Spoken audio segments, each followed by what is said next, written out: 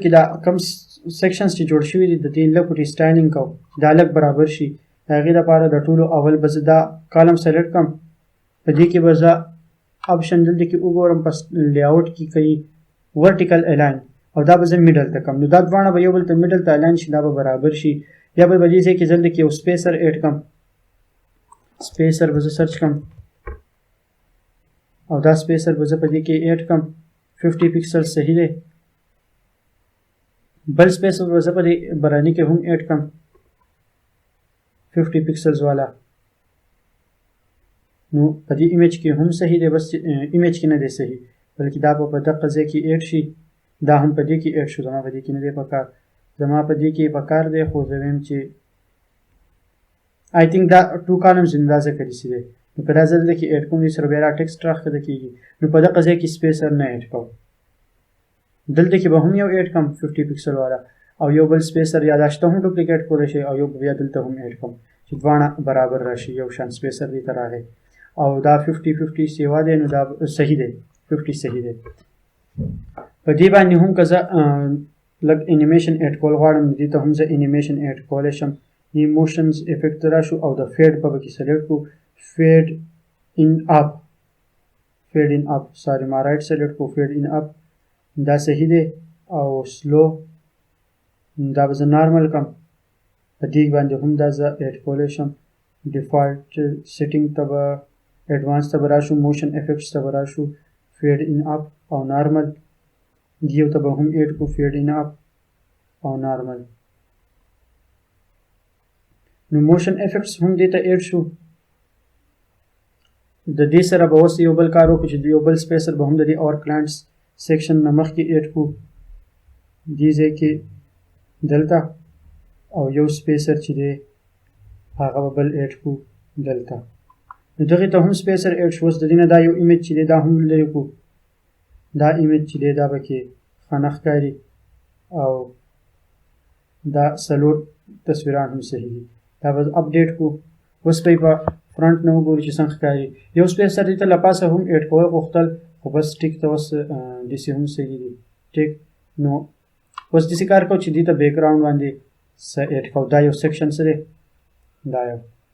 وای اس والا نو که دې ته راشو سټایلز ته او د دې بیکګراؤنډ ټایپ ته راشو نو سلایډ شو پې هم ایډ کېږي ګریډینټ پې هم ایډ کېږي نو زه به داسې کار وکړم چې دلته کې به دې ته یو ګریډینټ ایډ کړو او دوه کلرز به د هغې لپاره سلیکټ کړو یو به وایټ سلیکټ کړو او بل به هم سلیکټ کړو دغه شانتې او لینیر ګریډینټ صحیح دی د دې کم انګل چې دی انګل به ورله زه 90 کم نو دا به دغه شانتې شو کېږي او لوکیشن چې دی دا به ورله زه لږ داسې کم نو لوکیشن یې هم بیا دغه کېدی شي که دا زه د 90 نه لږ سیوا کم ښه وي لږ داسې نو که تاسو فرض کړئ ته ګریډینټ نه ایډ کوئ نو یو بیکګراؤنډ ایمیج هم دې ته ایډ کولی شئ فار ایگزامپل زه دا ایمیج از بیکګراؤنډ ایډ کوم ټیک او د دې بیکګراؤنډ چې دی پوزیشن زه یم چې دا به سینټري او د دې اټیچمنټ چې دی دا به سکرول کېږي د دې سره او د دې ریپیټ چې موږ وایو دا به ریپیټ کېږي نه او پوزیشن چې دی دا به کور شي او په دې باندې که اورلی موږ ایډ کړو بیا بیکګراؤنډ اورلی او که وایټ اورلی په دې ایډ کړو ټیک په دې موږ وایټ اورلی هم ایډ کولی شو یا د دې کلر هم چینج کولی شو خو اورلی پې نه ایډ کوو او د دې بیکګراؤنډ ایمیج چې دی دا به بدل کړو بل بیکګراؤنډ ایمیج به ورله سلیکټ کړو چې هغه لږ لایټ کلر وي لکه سپوز دا یو ایمیج دا ایمیج چې دی د دې کلر لږ لایټ دی ټیک نو دا شو او په دې باندې چې زه اوس یو اورلی ایډ کړمه د وایټ کلر دا ایمیج دغه دونه ښه نه دی ریزولوشن نو ځکه لږ ښه افیکټ نه ورکوي خو تاسو په دلته بیا ښه ریزولوشن والا ایمیج هم ایډ کولی شئ دا بس صرف د هغه ټول یوز و چې دا ټولز په دې کې تاسو څنګه یوز کولی شئ نو بس دې ته هم یو بیکګراؤنډ غونته کې ایډ شو ما بس صرف د دې مقصد لپاره او ما بیا بیکګراؤنډ په غلط ځای کې ایډ کړو غلط ځای کې مې ځکه ایډ کړو چې ما بیکګراؤنډ دې ته ایډ کړو ما دې سیکشن ته نه دی ایډ کړی دا بیکګراؤنډ چې و دا دې سیکشن ته پکار و دا په دې سیکشن کې لیکي بیک ګراوند پکارو ایمیج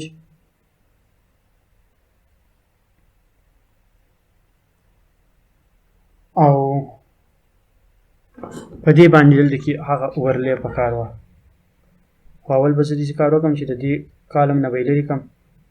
دا به ډیلیټ کړو او د دې بیک ګراوند دا به فرست هغه سیم اپشن دی پوزیشن به سنټر ته کو او اټیچمنټ چې دا به ورسره سکرول کو که تاسو فکسډ کول غواړئ فکسډ کولی هم شئ نو ریپیټ او سایز چې دی هغه به کور شي او په دې باندې به یو اورلی ایډ شي بس د دې سره دا هوم پیج دا اباوټ پیج چې دا تقریبا داسې صحیح دی بس پوره شو ښه پوره دغه آپشنز پکې وکتل په نیکسټ پیج کې به نیکسټ ویډیو کې موږ بیا دا بل دغه ډیزاین کوو کانټیکټ اس پیج او په هغې کې موږ ګورو چې موږ ټایر ټمپلیټ څنګه یوز کولی شو خپل ټایم بچت کولو لپاره که دا ویډیو ډېره زما خیال دی اوږده شوه خو نیکسټ ویډیو به ډېره شارټ وي او زر به یې ختموم